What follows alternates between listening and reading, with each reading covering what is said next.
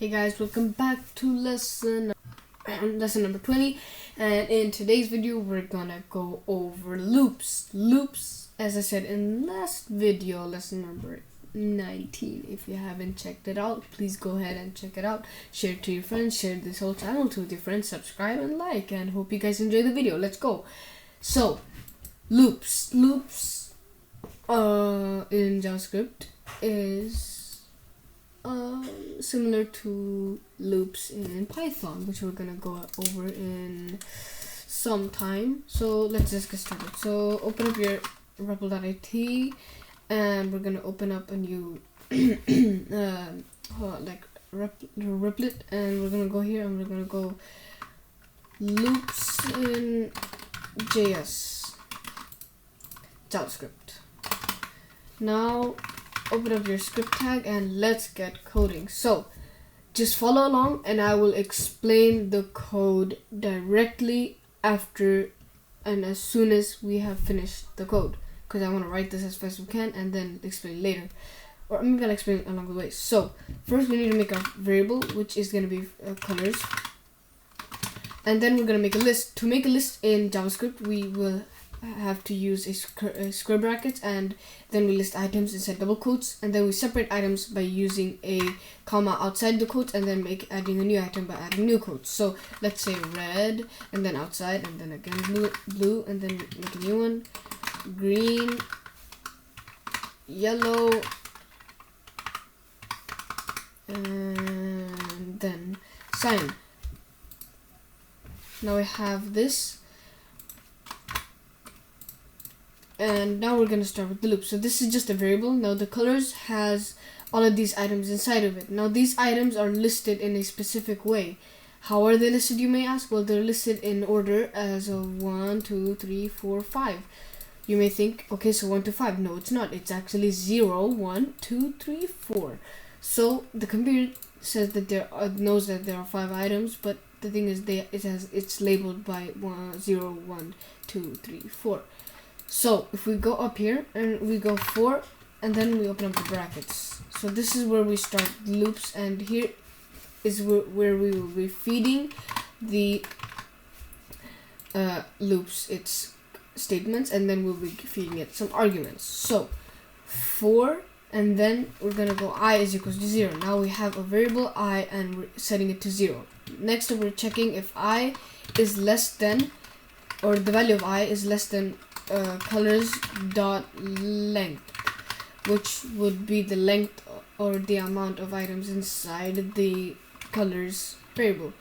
So how many is that again? It's 4, not 5. I mean, it's 5 for us. There are 5 items inside here, but for the computer it is 4. So just keep that in mind. It's a fun fact. The computers count from 0 and not from 1. So next we're gonna go ahead and increment I. So this means that I's value is gonna go ahead and go back. So it's gonna go back until this one becomes false. And incrementing means basically that I's value is gonna go up by 1.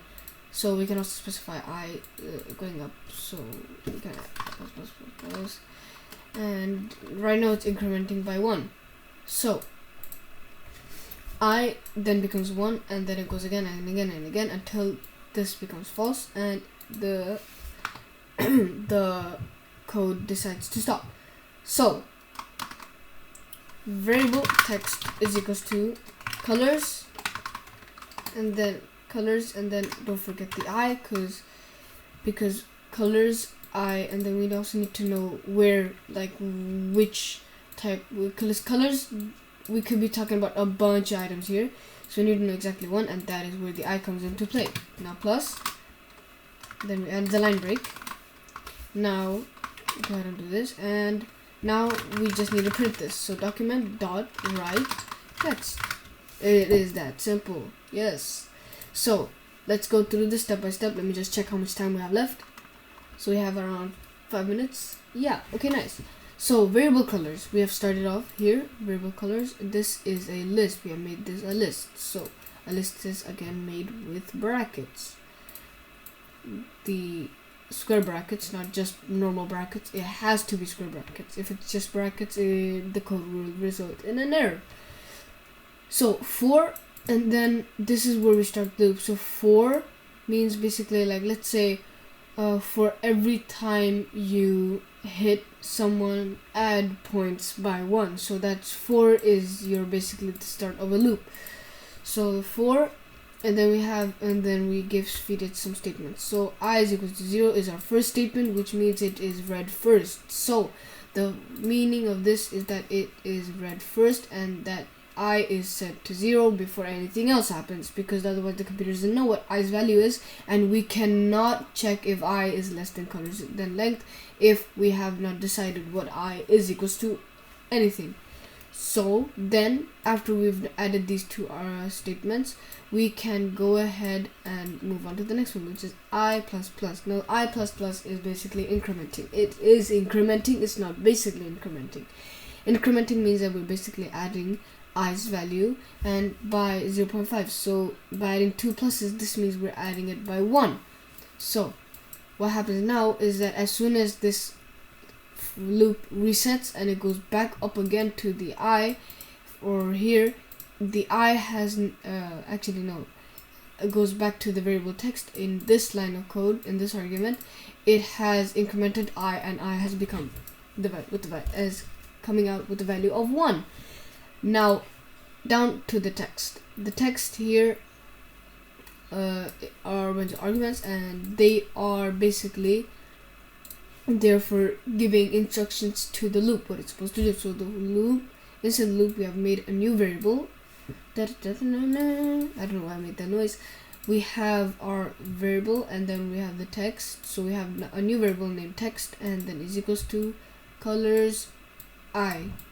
Colors I is because basically what this means is that colors, and then inside the brackets, let's say colors is 3, and this means that, let's say I is 3, so this means that basically you're just doing this basically.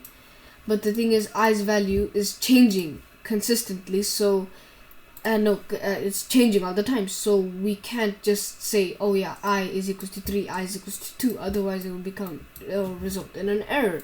So colors and then I, so this I will be swapped out with whatever number or whatever value it has. It's basically like this documenter write, and then it will write, and then it will write whatever value this has. It's the same thing going on here and there. So plus br line break, as everyone knows, basically what this means is that print line break, print line break, print line break, and on and on and on and on and on and on until it stops.